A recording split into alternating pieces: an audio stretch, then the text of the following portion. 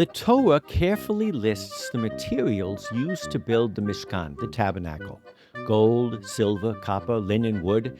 They are measured and cataloged, but almost never given any provenance. They are simply the anonymous gifts of the people. There is one striking exception buried deep in the inventory list. When the Torah describes the copper basin used by the priests for washing, it suddenly tells us exactly where the material came from. Quote, from the mirrors of the women who gathered at the entrance of the tent of meeting, unquote. That small detail invites us to look twice.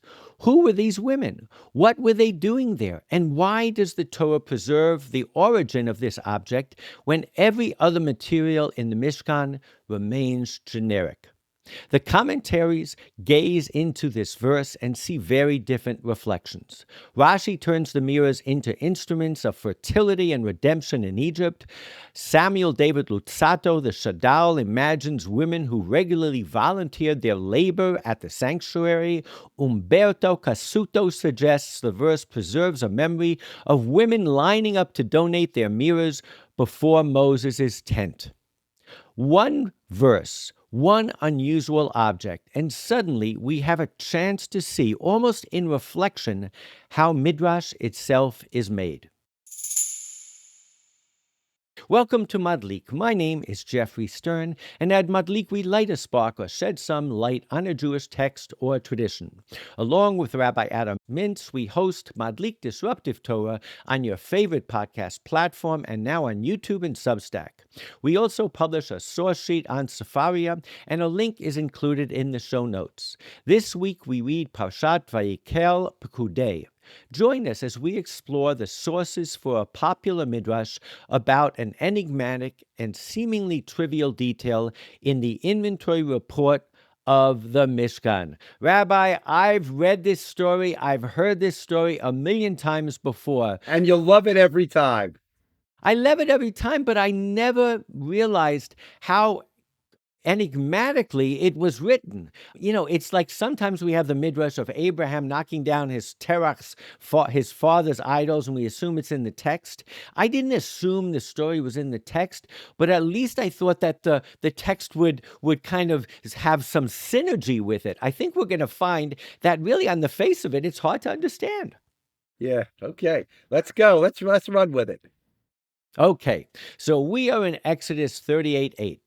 And in this total inventory of all of the materials used, it says, he made the laver of copper and its stand of copper from the mirrors of the women who performed tasks at the entrance of the tent of meeting, as though there were women standing by the tent of meeting Right. doing their tasks. Some other translations are with the mirror of the women's working force, which was doing their work at the entrance of the tent of appointment.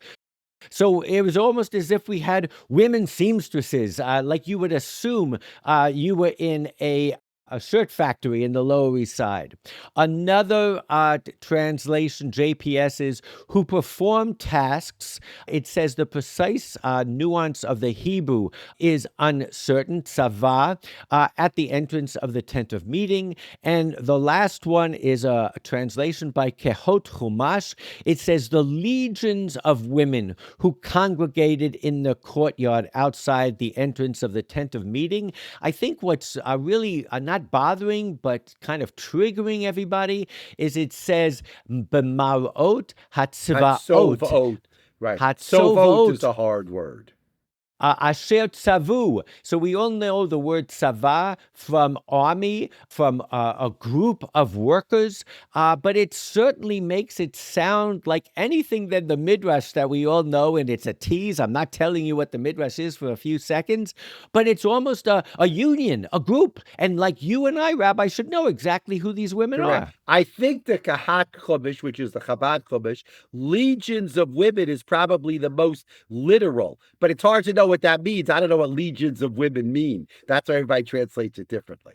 So as long as we're doing translations, the earliest translation, of course, is Onkelos, and he says the women who had gathered to pray, in parentheses it says, at the entrance of the tent of meeting, but in the Aramaic, I think the praying is there, is it not? Nasi de itian Yes. letzala.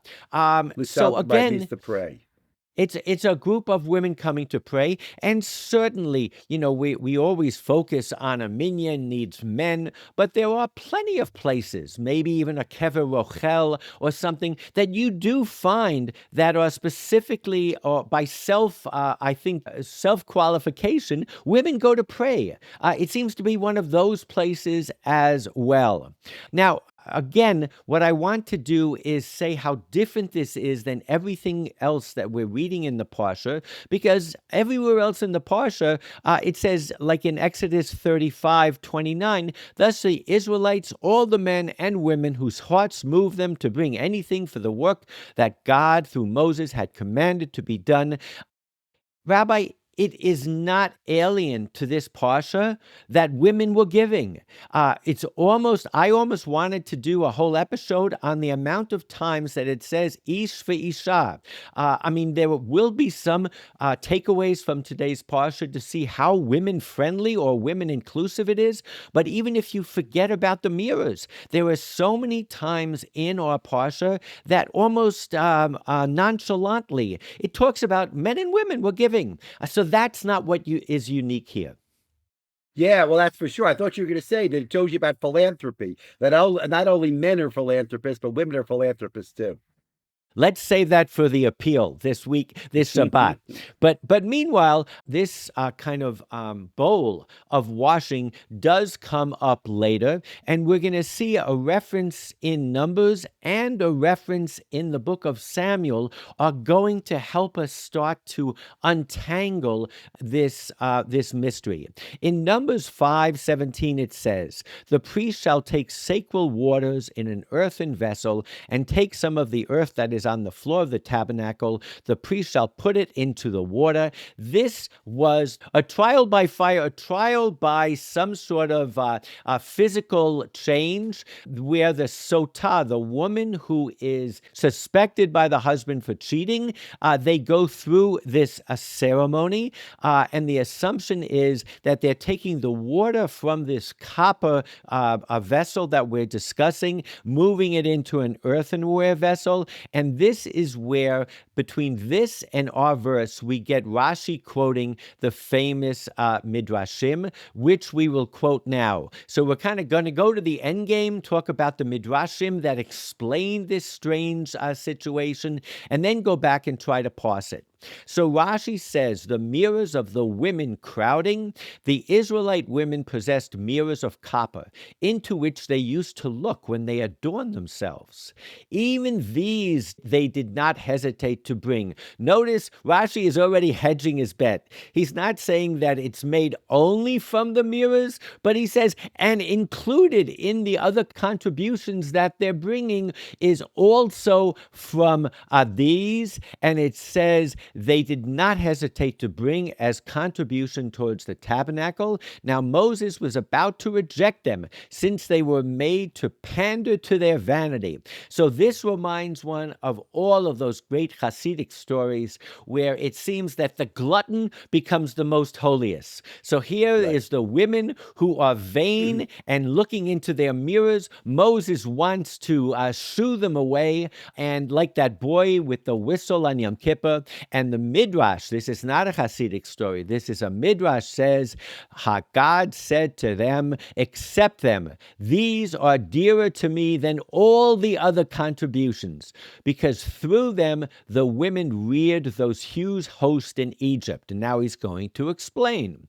For when their husbands in Egypt were tired through the crushing labor, they used to bring them food. The women would bring them food and drink and induce them to eat. Then the women would take the mirrors, and each gazed at herself in her mirror, together with her husband, saying endearingly to him, "See, I am handsomer than you."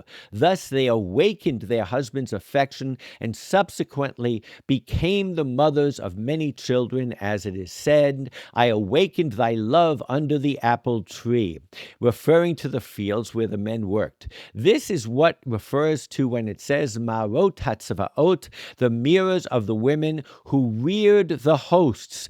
Really playing with the words here. So the hosts that we're talking about are the progeny that they engendered by Correct. tempting their husbands, by seducing their husbands with these mirrors. And it was for this reason that the lava was made of them, the mirrors, because it served the purpose of promoting peace between man and his wife. Here, too, a little strange. You'd think it served the purpose of having a lot of kids. But now he's already segueing into the other situation. So now they're making peace between man and wife by giving of its waters to be drunk by a woman whose husband has shown himself jealous of her and who nevertheless has associated with another. So Rashi's taking the woman's side. It's not that the woman is suspected, it's the man who's jealous, and they're using exactly this basin, which is made from those mirrors that made Shalom Bayit, to bring them together,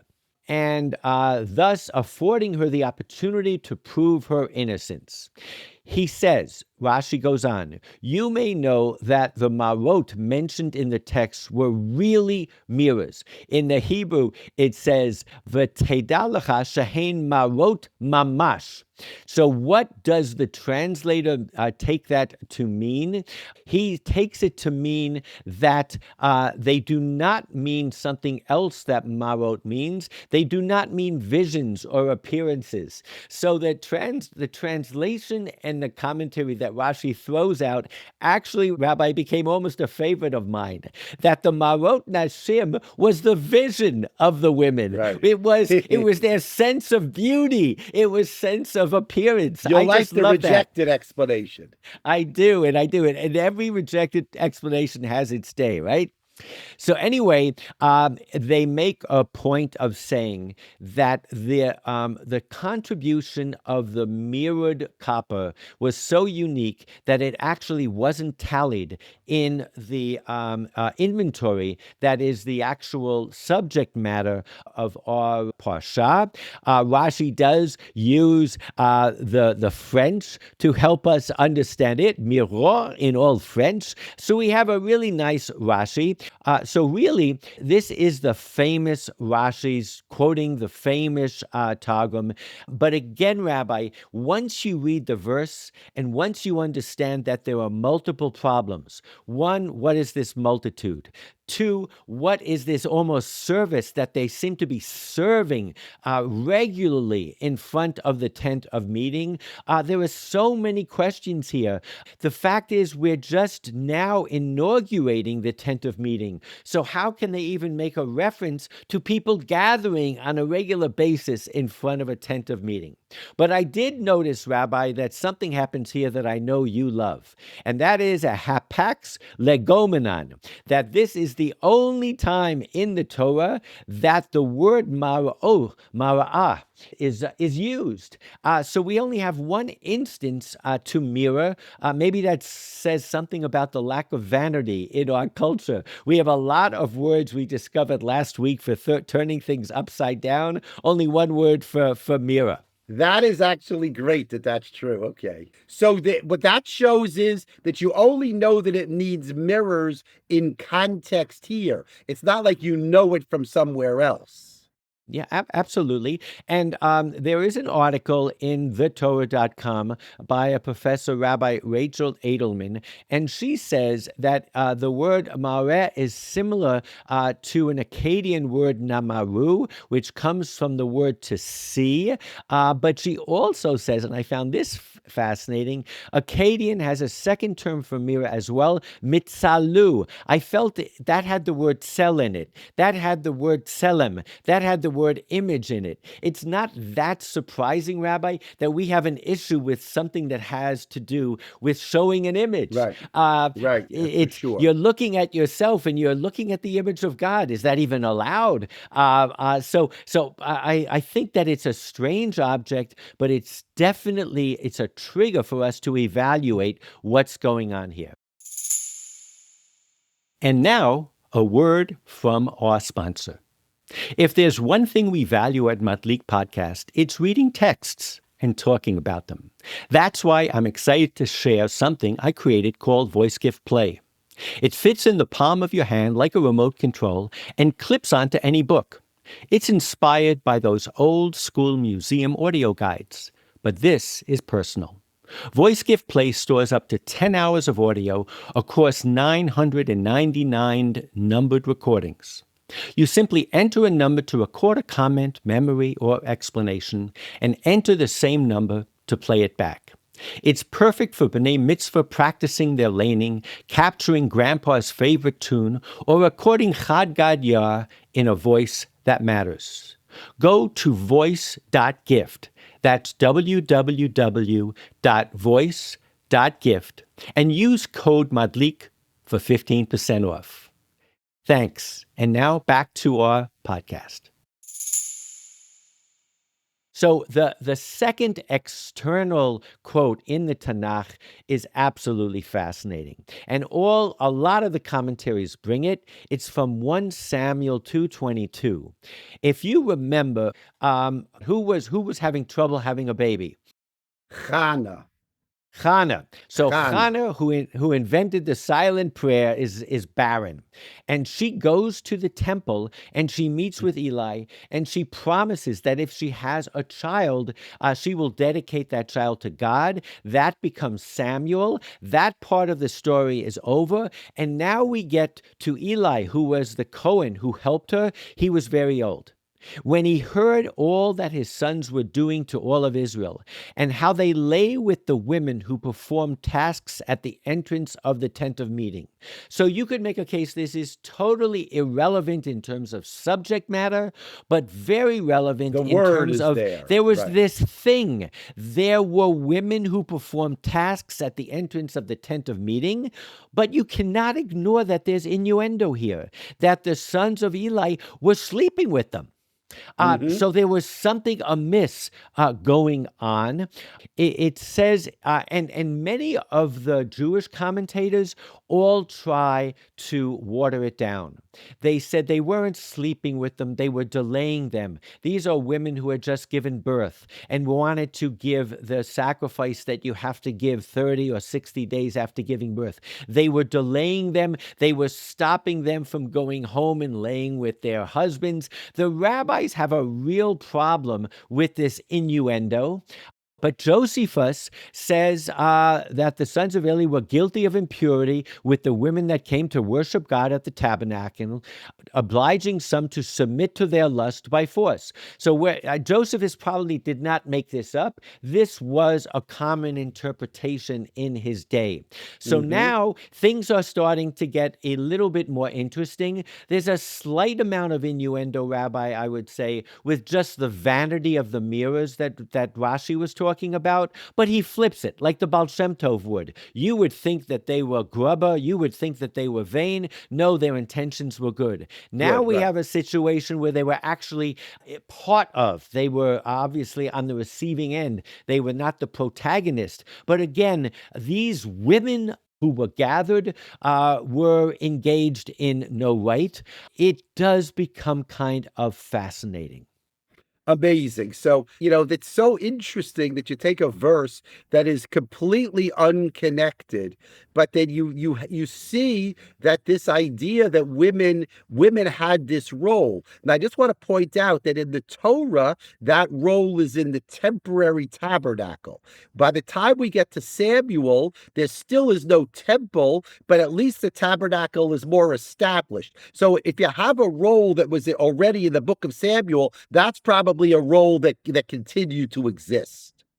Right. And of course, the biblical critics would say there's a good possibility this is a newer text. So we get from the time of Samuel, they projected it back.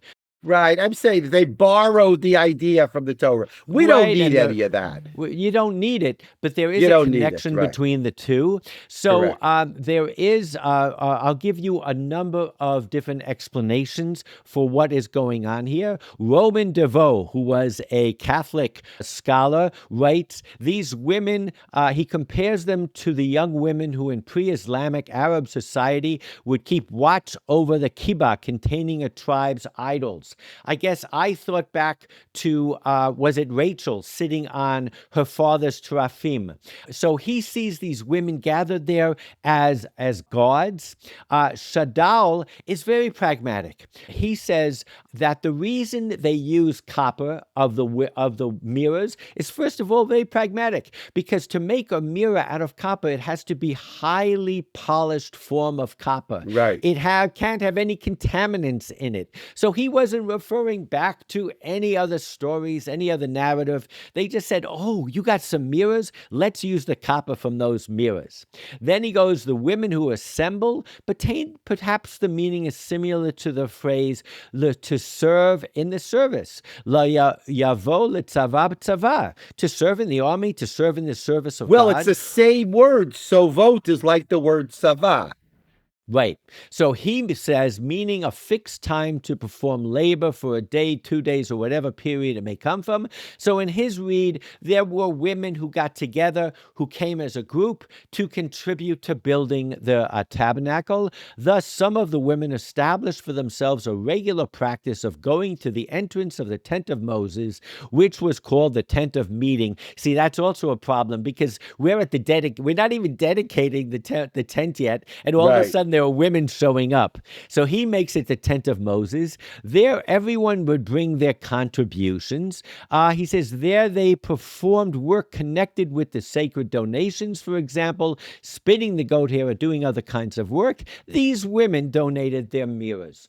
So he's trying to explain which group they were. He says, similarly, the women who assembled in the days of the sons of Eli, quoting our verse from 1 Samuel, would bring offerings and remain there for a day or two, staying before the Lord.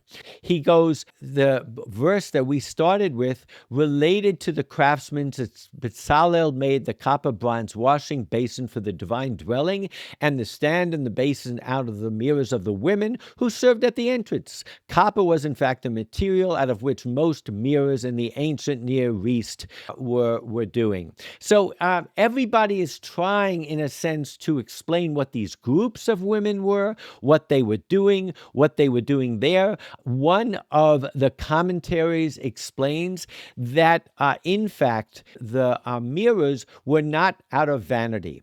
These Israelite women were adopting a pagan form of worship. Their mirrors might then have been taken from them and placed into a more properly biblical cultic function. That's very important, by the way, right? That turns the whole thing around. It's about something else. It's about cults. It's about religion. And the truth is that we have many images of mirrors, especially from Egypt. I'm going to show you some in a second. And all of them are related to the gods, maybe a god of childbirth, of virility, all that. I have to say, Rabbi, and here's some of these pictures here that you can see. This is one, and you can see it is a deity who is involved with being able to give birth, and it is that deity who is attached to fertility, is the word that I'm looking for. In the version on the right, which is from the Met, it's Hathor, who is a major ancient Egyptian goddess of love, beauty, music, and fertility. And I'll be honest, Rabbi, I was surprised that none of the commentators linked the story of Samuel with the story of Hannah, meaning to say, Hannah went to Eli because she was looking to solve her fertility problem. maybe there are women who were gathered outside of the tent of meeting, who gathered there because they were having challenges giving birth, who, like Hannah, were trying to find a way to become fertile or to have an easy birth. And that would totally make sense for women to be gathered, to relate to the story of Hannah, but also to relate to very old pagan practices, because if you know people who are having problems becoming fertile, they go everywhere. They look Right. everywhere. They try everything. They might as well go to the temple. Now, that's interesting. I think the reason they don't connect it is because the word sovot doesn't suggest it. But I think your explanation is very good. So it's a group of women. I think there's a strong possibility that they were looking for fertility. They were coming to a holy site like we would see people coming to Kever Rachel or whatever. And the picture that I had at the side was of this Hathor, who was a goddess, a typical goddess of love, beauty, music, and fertility and joy, often depicted as a woman with cow horns holding a sun disk. When I went to the Met recently for their exhibit, the amount of women gods really surprised me, and the amount of gods with this sun disk on top. And of course, when we're looking at these mirrors, it's in the form of that sun disk. It's kind of fascinating. Yeah, that sun disk is a famous popular image. I don't know why that is. It's because they worship the sun. Yes, yes. Now, in Egyptian, according to the Torah.com, the word for mirror is anke, which also means life. The anke is an ancient Egyptian hieroglyphic symbol representing life and eternal life, often called the key of the Nile. A powerful emblem, it signified divine immortality, fertility, and protection. So again, I think that we're kind of discovering different things, but I do love the fact that according to this one interpretation, they were taking something that had been used for idolatry and, I say, repurposing it into something holy. We do have another instance of that. I think the incest pans that were held by the Bnei Korach were then beaten into a covering for the altar. So that would be almost a Musar Haskel, an ethical lesson. Every time you look at it, you see not the greatness of the women, as Rashi would have it, but the fact that they gave up their idolatry. Cassuto has the following. He says that the difference between our mirror episode and everything else in the Parsha is that only here is the matter of the construction mentioned. What relates to its use is omitted. Even the word for washing is not included. So he goes to the extreme. He goes, we are only interested in the construction of the basin. We're not interested even in its functionality. And the exception is ours. He says the detail is obscure. Many explanations have been proposed. We've certainly seen a few of them.